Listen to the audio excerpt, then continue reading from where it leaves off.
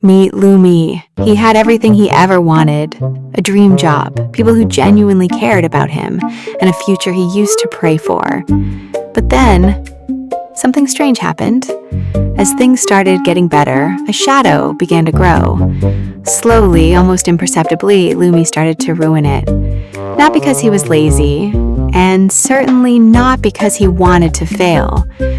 He ruined it because his own mind convinced him that he had to. If you've ever felt like you're your own worst enemy, if you've ever watched yourself destroy something you actually cared about, this video is for you.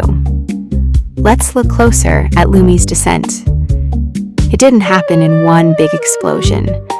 It was a series of tiny, quiet decisions. Every time his workload increased, he'd feel a tightness in his chest. Instead of facing the challenge, he'd stop replying to important emails. Instead of prepping for a meeting, he'd find himself scrolling endlessly through social media, not for fun, but as a way to escape. He found tiny, insignificant excuses to delay the big things. Until one day, everything just fell apart. The missed deadlines turned into missed opportunities, and the opportunities turned into a lost career. He lost his self-esteem. He lost his money that he worked for. And do you know what he whispered to himself when it was all over? I knew it wouldn't last anyway.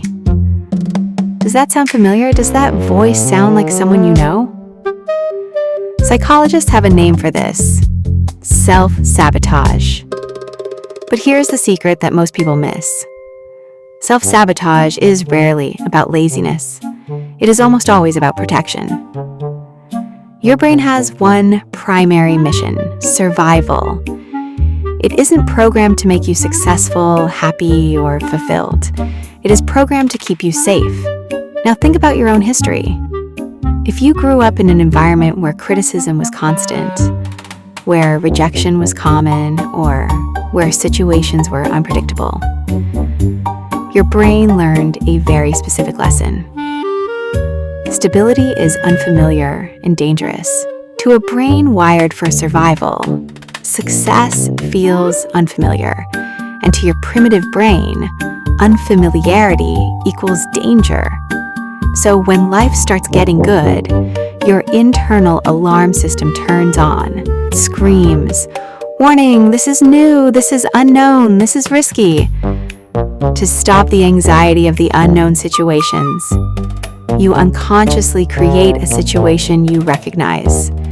You sabotage the success to return to the familiar state of struggle. Because even though failure hurts, it feels predictable, and to your brain, a predictable pain is much safer than an unpredictable joy. The good news is, this isn't a life sentence. Self-sabotage is a behavioral pattern, and these patterns can be rewired. Here are 3 science-backed ways to break the patterns. First, notice the pattern, but change the question. The next time you feel that urge to skip the tasks or hide, don't attack yourself. Don't ask, "What is wrong with me? Why am I so broken?" That only increases the shame, and shame fuels more sabotage. Instead, ask this: what am I trying to protect myself from right now? Is it the fear of being judged? Is it the fear that if you succeed, you'll have even more to lose? That small shift from judgment to curiosity changes everything. Second, make success feel safe. The reason we sabotage is often because the new version of us feels too big and intimidating. So don't try to change your entire life in one day. That triggers the alarm system. Instead, use the concept of micro wins. Take one tiny, almost ridiculously small action. If you're avoiding a big project, tell yourself you'll only work on it for 5 minutes. The brain accepts small changes much more easily than massive shifts. Tiny wins build the trust your brain needs to realize that change won't kill you. Third, challenge the narrative.